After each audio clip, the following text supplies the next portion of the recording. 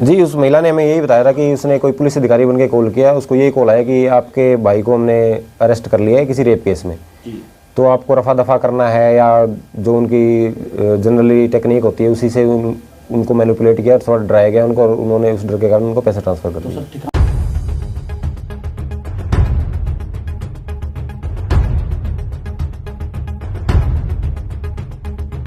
हमारे पास एक एफआईआर थी जो पिछले मंथ 27/11 को लॉन्च हुई थी, जो एफआईआर नंबर 78 है, जिसके अंदर डिजिटल अरेस्ट का एक मामला सामने आया था। तो उसमें कंप्लेनेंट थी जो लेडीज़ थी, उनका नाम रानो बाई है, अपने सिरसा लोकल रहने वाली हैं वो।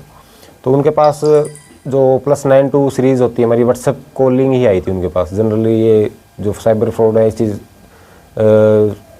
व्हाट्सएप के थ्रू ही ज़्यादा लिंक करते हैं पब्लिक से, ताकि वो पकड़े ना जा सकें। तो +92 सीरीज़ से उनके पास कॉल आया, उनको कहा गया कि आपके भाई को हमने किसी रेप केस में अरेस्ट कर लिया है, आप उनको छुड़वाना चाह रही हैं, या उनको मैनिपुलेट किया एक तरीके से, उनको छुड़ाना चाहती है तो आप हमारे से कोऑपरेट करें, हमें इतने पैसे ट्रांसफ़र करें। तो वो उस कारण वो थोड़ा डर गई, और उस वजह से उन्होंने उसको तकरीबन 90,000 रुपीज़ उनके बताए गए अलग अलग बैंक खाते में ट्रांसफ़र कर दिए। तो ये उनके साथ फ्रॉड हुआ, जिस पर फिर आगे पुलिस ने कार्रवाई करते हुए 10/12 को परसों 6 बंदे अरेस्ट किए थे दिल्ली और नोएडा से। उनमें से कल माननीय कोर्ट में उनको पेश किया गया था, जिस पर आगे कार्रवाई करते हुए उनमें से 4 लड़कों को तो हमने जेल के अंदर बंद कर दिया है, और 2 अभी रिमांड पर चल रहे हैं, उनको कल हम दोबारा से कोर्ट में पेश करेंगे। क्या पहचाना सर 6 जो लोग गिरफ्तार हुए जी? पहचान सर, जिस खाते में जो अमाउंट गया था उस लेडीज़ का, उस खाते का जो मेन अकाउंट होल्डर है, उसने अपना खाता आगे बेच रखा था एक किस्म से। तो एक वही था, और उसके जो अन्य साथी थे जो ये काम करते हैं जनरली, तो उनको हमने सभी को राउंड अप किया है, जिनको आगे खाता गया था और जिन्होंने पैसे विड्रॉ वगैरह किए थे वहाँ। तो कितने लोग सर इसमें गिरफ्तार किए? सर इसमें हमने 6 लोग गिरफ्तार किए हैं, उनमें से 4 दिल्ली के रहने वाले हैं और 2 हैं वो सगे भाई हैं, वो नोएडा यूपी के रहने वाले हैं। क्या प्रोफाइल है इन सभी लोगों का? सर ये ज़्यादा पढ़े लिखे नहीं है, वैसे जनरली 10 पास या 9 पास हैं, और इनकी उम्र भी 19 से लेकर 22 साल तक की ही है, और बस ये मेनली ये खाते का यही काम करते हैं। इसके अलावा कोई अलग से जो प्रोफाइल इनकी है नहीं कि ये कुछ स्पेशली कुछ काम कर रहे हो। रेप केस की गिरफ्तारी के कॉल की थी जी उसने, क्या नकली पुलिस बन के कॉल की? जी जी जी बिल्कुल, ये जनरली यही करते हैं जी। कई बार कहेंगे कि हम सीबीआई से बोल रहे हैं, हम दिल्ली पुलिस से बोल रहे हैं, या अलग अलग अफसर बन के भी कॉल करेंगे, मैं एसएचओ बोल रहा हूँ, इस टाइप से बड़े अधिकारी बन के कॉल करेंगे, डराएंगे एक तरीके से। तो पब्लिक उस चीज़ को थोड़ा गेट नहीं कर पाती और उनके झांसे में आ जाती है कहीं ना कहीं, तो उस डर के कारण उन्होंने पैसे उनको ट्रांसफ़र कर दिए थे। तो अलग अलग साइबर फ्रॉड के तरीके हैं, ये उनमें से एक है। इसके अलावा अलग कोई टास्क फ्रॉड है, टेलीग्राम फ्रॉड है, वो अलग अलग है, तो उनको समझने की जरूरत है अगर इनसे हमें बचना है तो।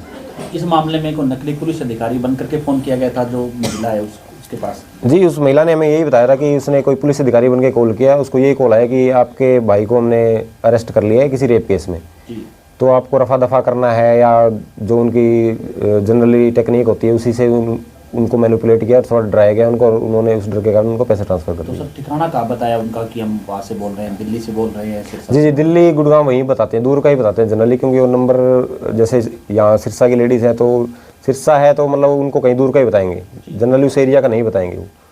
तो इन लोगों पर पहले कोई एफआईआर दर्ज है? नहीं सर, अभी तक इनके खिलाफ कोई एफआईआर हमारे सामने नहीं आई है, इनको फर्स्ट टाइम हमने अरेस्ट किया, इनके खिलाफ पहले कोई एफआईआर नहीं है। रिकवरी वगैरह कितनी इनसे सर अभी तक हमने 15,000 रिकवर किए हैं, जो पहले 4 मुलजिम थे उनमें से, और अब जो 2 रिमांड पे हैं उनके लिए रिकवरी के लिए आज हमारे आईओ वहाँ नोएडा में गए हुए हैं, तो वो आने के बाद हम डिस्क्लोज कर देंगे आपको। सर इनके पास डाटा कहाँ से आता है कॉल करने के लिए? जैसे इन्होंने लेडीज को कॉल किया तो डाटा कहाँ से आता है? सर ये कहीं ना कहीं ये जो भोले भाले लोग हैं या जो कम पढ़े लिखे हैं, उनको ये कोई ऑनलाइन काम का कह के या ऑनलाइन गेमिंग का कह के उनका खाता ले लेते हैं, ये उनको भी एक्चुअल नहीं बताते। हालांकि वो खाता बेच देते हैं किस्म से, कई बार खुद के खाते बेचते हैं, खुद का बेचने के बाद फिर ये आसपास के लोग ढूंढते हैं ताकि ज़्यादा से ज़्यादा खाते प्रोवाइड करके खुद इनकम कमा लें। उनके खाते आगे से आगे फिर ऑनलाइन एक लेवल पे आके ये ऑनलाइन हो जाता है। जैसे अगर मैंने आपका खाता लिया है तो फिर उसके बाद मैं आपका खाता किसी ऑनलाइन ऐप के थ्रू या व्हाट्सएप के थ्रू किसी आगे ही भेज दूंगा, और इस टाइप के काफ़ी ग्रुप्स भी चलते हैं टेलीग्राम्स वगैरह पे, तो उनसे कनेक्टेड रहते हैं कई बार, और फिर वो बड़े क्राइम में फंस जाते हैं। साइबर क्राइम टीम और सिरसा प्रशासन लगातार अवेयरनेस कैंप भी लगातार रहता है। जी जी जी। उसके बावजूद भी सिरसा में क्राइम नहीं रुक रहे हैं, हर दूसरे दिन साइबर फ्रॉड है। सर थोड़ा सा हम ये भी कह सकते हैं, कहीं ना कहीं पब्लिक नेग्लिजेंस कर देती है, कहीं थोड़ी सी लापरवाही भी हम कर जाते हैं। कई बार हमारे पास ऐसे केसेस भी आते हैं कि उनके पास मैसेज आएगा कि आपके खाते में इतने रुपए क्रेडिट हो गए हैं, और डायरेक्ट कॉल आएगी कि आपके पास देखो हमने मैसेज आया हुआ है बैंक की तरफ से, गलती से आ गए हैं। इवन वो अपना बैलेंस भी चेक नहीं करते और सीधा ही अगले खाते में पैसा ट्रांसफर कर देते हैं। तो इसको हम कहीं ना कहीं नेग्लिजेंस कह सकते हैं या थोड़ी सी जल्दबाजी कह सकते हैं। तो इन चीज़ों को समझने की ज़रूरत है, थोड़ा सा उन पर ध्यान देने की ज़रूरत है। तो अलग अलग कैटेगरीज हैं, उनको अगर हम समझ पाएंगे तो हम इस पर कंट्रोल भी कर सकते हैं। तो थोड़ा सा मेरी पब्लिक से भी ये अपील है कि वो इन चीज़ों को थोड़ा सा समझे, अवेयरनेस को। शेयर मार्केट का बहाना करके बड़े बड़े फ्रॉड हो रहे हैं आजकल। कम टाइम में ज़्यादा पैसा कमाने की एक इच्छा होती है हर किसी की, तो कुछ उसका भी शिकार हो रहे हैं। तो उन चीज़ों को थोड़ा सा हमें अवेयर होने की ज़रूरत है बस। अगर अवेयर हो फिर आपके पास कुछ नहीं, मतलब किसी टाइप का फ्रॉड नहीं होगा, ये कन्फर्म है। सर, डिजिटल अरेस्ट के मामले लगातार हरियाणा में बढ़ रहे हैं, तो क्या किस तरह का जो मैसेज है आप लोगों को बताना चाहेंगे कि जी किस तरह से इसके बचाव के हम उनको यही अपील करना चाहेंगे कि अगर आपके पास ऐसी कोई कॉल कभी भी आती है तो आप कभी भी जल्दबाजी मत करें। आपके पास लोकल थाने भी होंगे पास में, गवर्नमेंट अथॉरिटीज़ हैं, साइबर थाने भी खुल चुके हैं अब तो अपने हरियाणा में हर डिस्ट्रिक्ट में है, सभी को पता है ये बात। तो आप एक बार विजिट कर लें, जल्दबाजी मत करें। मैं बार बार यही कह रहा हूँ कि जल्दबाजी में ही कई बार पैसा लॉस कर देते हैं पब्लिक। तो जल्दबाजी मत करें, अपने नज़दीक की थाने में जाएँ।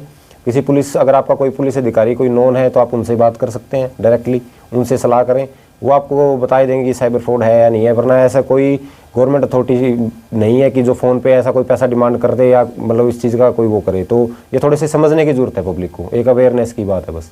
इसको अगर आप समझ जाएंगे तो फिर फ्रॉड नहीं होगा ये।